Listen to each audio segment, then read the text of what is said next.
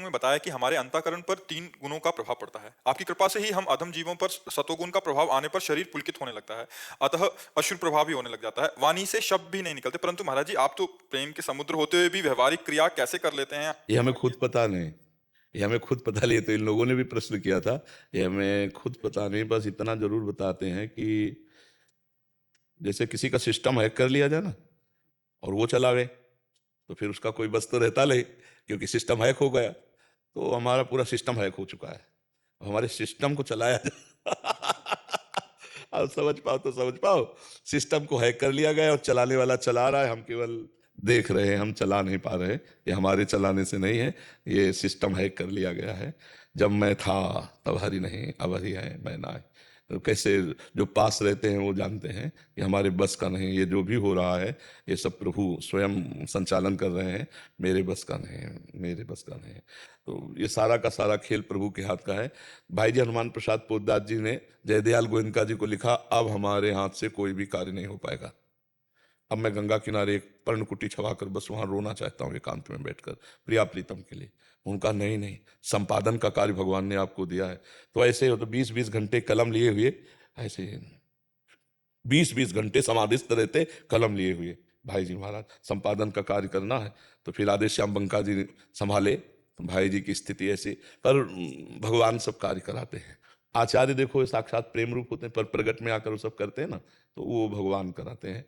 अभी जब तक अहम बचता है तब तक हमें लगता है ऐसा कैसे हो सकता है, और जब भगवान बैठ जाते हैं तो सबका मूकम करोति वाचालम पंगुम लंघयते गिरिम यत् कृपातम हम वंदे परमानंद माधवम। वही सब या रास्य रघुनाथ कर बेग न जाले कोय, और जो जाने रघुपति कृपा तो सपने मोह न होए।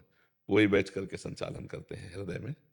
अपने बस की तो बात नहीं है, अपने तो बस ऐसे है कि जरा सा हट जाए तो अभी धम्म से गिरे मिले नहीं, वही संभाले, वही पकड़े, वही चला रहे हैं, वही बुला रहे हैं, वही सब कार्य कर रहे हैं। हाँ जी, हम लोग भी दफाइते कहते हो कब। जब हमारा साधन करते करते अहम समर्पित हो जाए। बंधन का मूल कारण अहंकार है। संस्कृति मूल शूल प्रदनाना शकल शोकदायक अभिमाना। तो देहाभिमान जो जागृत हो चुका, मैं पुरुष हूं, मैं स्त्री हूं, मैं करता हूं, मैं भोगता हूं। भजन करते करते जब दिव्य ज्ञान उत्पन्न होता है तो हम अपने को अलग देखते हैं शरीर से। शरीर में रहते हुए भी शरीर से अलग, और शरीर अलग है ही है। देखो कहे ना, वो जो थे वो तो चले गए, अब शरीर ही रह गया, तो शरीर से अलग है, वो तो अलग चले गए, लेकिन उसको कोई नहीं जानता। अगर जीते जी उसी को जान ले तो वही आत्मस्वरूप में स्थिति है। अब भगवान का खूब भजन करे, दूसरों का उपकार करे, पवित्र भोजन पावे, और अधिकतर ब्रह्मचर्य से रहे। क्योंकि इस मार्ग के लिए जो दिमाग की ताकत चाहिए वो हलवा बादाम से नहीं आती, वो ब्रह्मचर्य से आती है। नहीं दिमाग ही नहीं लगेगा। आप लिखो राधा नाम और 1 घंटा उसी पे ऐसे रहो, राधा बिल्कुल हटेगा नहीं, हर समय अंदर राधा चल रहा है, राधा सुन रहे हैं, दिमाग फटने लगेगा, मन भागने लगेगा। अगर ब्रह्मचर्य ठीक नहीं रहे, थोड़ी देर में ऐसे लगेगा ऐसे, और ब्रह्मचर्य ठीक है तो डटे रहोगे। ब्रह्मचर्य शारीरिक बल, आध्यात्मिक बल, बौद्धिक बल, सब बल प्रदान करता है। तो संतानोत्पत्ति के लिए गृहस्थ को उचित आदेश है। विरक्त को या जिनका ब्याह नहीं हुआ उनको तो बहुत संयम से अपने जीवन को भगवान की तरफ बढ़ाना चाहिए। ब्रह्मचर्य बहुत बड़ा वरदान है। इसी ब्रह्मचर्य के नाश में दुनिया डटी हुई है, नहीं डटी हुई, इसी का नाश। बॉयफ्रेंड गर्लफ्रेंड लिविंग रिलेशन, ये वो बस ब्रह्मचर्य नाश। जिसके निकालने में इतना सुख, उसको रोकने में कितना सुख होगा तुम सोच भी नहीं सकते। रोक कर देखो, बहादुर हो तो। जैसे अपने को लोग बहुत वीर मानते हैं, हम कहते हैं वीर बहादुर हो तो वीर को रोक के देखो, वीर हो तो वीर को रोक के देखो। बहुत कठिन बात है, बहुत कठिन बात। हाँ, संयम में हो जाए तो 10-10 20-20 वर्ष हो गए, ऐसे ऐसे साधक हैं जिनको स्वप्न दोषी नहीं हुआ, ऐसे ऊर्ध्व रेता। तो फिर तो हम कह रहे हैं कम से कम संयम से चलो। गृहस्थी के लिए एक शिष्य जो सेवा में जाते थे संत के, तो उनका ब्याह हुआ, तो उन्होंने पूछा महाराज जी ब्याह हुआ है तो हम गृहस्थ में कैसे व्यवहार करें, संतों से ही, क्योंकि शास्त्रों तक हमारी पहुंच नहीं। तो उन्होंने कहा कि उत्तम बात तो यह है कि संतान उत्पत्ति के लिए ही केवल शास्त्र आदेश करते हैं। तो उनका गुरु जी ऐसा तो नहीं हो सकता, गृहस्थी में है कि संतान उत्पत्ति के लिए। तो उनका 1 वर्ष में एक बार, तो गुरु जी 1 साल में एक बार तो दोनों का रह पाना बहुत कठिन होगा। तो उनका 6 महीने में एक बार। तो उनका गुरु जी 6 महीना भी बहुत होता है। तो उनका फिर आखिरी बात है, धर्मशास्त्र जो आदेश करते हैं, माताएं बहनें जब मासिक धर्म से युक्त हो जाती है और पवित्र हो जाती है तो फिर 1 महीने में एक बार का ऐसा। तो उनका कहा कि गुरु जी महीने में एक बार बहुत कठिन होता है, तो उनका कफन ले और माथे में बांध ले, जो मना सका है, मतलब मृत्यु को सर में बांध ले, जो मना वैसो करो। शास्त्र जो आदेश करता है उसके अनुसार चलोगे तो सुखी रहोगे। जब तक ब्याह ना हो तब तक ब्रह्मचारी रहे। ब्रह्मचर्य बहुत बड़ा व्रत है, बहुत बड़ी अमृतत्व है उसमें, मतलब भगवान की कृपा से ब्रह्मचर्य में बहुत बड़ी ताकत। ब्रह्मचर्य से रहो, भगवान का नाम जप करो, हर समस्या का समाधान है।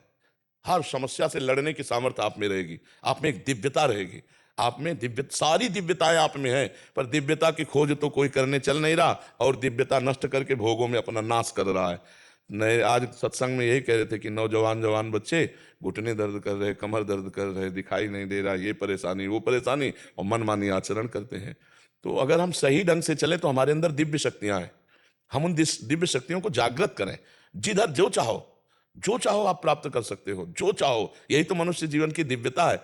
पर यहाँ चाह इतनी गंदी हो गई कि हम दिव्यता की तरफ बढ़ ही नहीं पा रहे, उसी में गिर पा रहे, उसी में गिरते चले जा रहे हैं जी। बस हमारी सबसे अपनी तरफ से प्रार्थना है, ज्यादा शास्त्र की बातें तो नहीं समझ पा रहे हो। एक बात हमारी केवल समझ लो, सब प्रश्नों का उत्तर है। यदि आपका चरित्र पवित्र है, बच्चा हो, बच्ची हो, जवान हो, बूढ़े हो, आपका चरित्र तो समझ रहे ना, चरित्र पवित्र। यदि आपका चरित्र पवित्र है और आप कोई नशा नहीं करते, मांस आदि नहीं खाते और नाम जप करते हो, इतने से सब हो जाएगा। ज्यादा मतलब शास्त्र का ज्ञान तो बहुत कठिन है, सहज बात समझ लो, तुम्हारा जीवन पवित्र मतलब चरित्र पवित्र। ओ अंग्रेजी में एक कहावत, हमको तो अंग्रेजी आती नहीं लेकिन उसका अर्थ आता है। उसके में है कि जिसका धन गया उसका कुछ नहीं गया, और जिसका स्वास्थ्य गया कुछ गया, और जिसका चरित्र गया सब कुछ गया। और आज के नौजवानों का क्या विचार है, चरित्र में गया तो कुछ, देखो ना, चरित्र के महत्व को ना समझने के कारण नौकरी के लिए, लोभ लालच के लिए, मनोरंजन के लिए अपने चरित्र को बेच रहे हैं। उल्टा है ना। हाँ, अंग्रेजी में क्या कहते हैं, money is lost, nothing is lost. If health is lost, something is lost. हाँ, If character is lost, everything is everything law तो